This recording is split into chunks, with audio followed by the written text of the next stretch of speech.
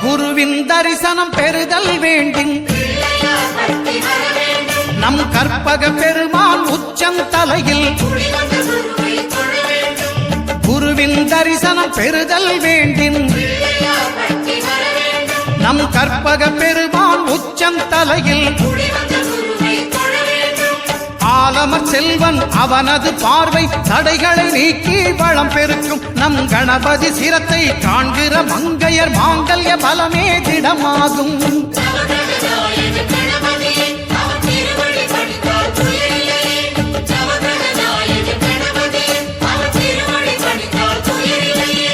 ஒன்பது கோளும் ஒன்றாய் காண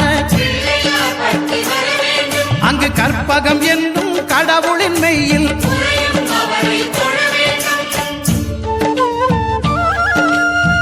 குருவின் தரிசனம் பெறுதல் வேண்டின்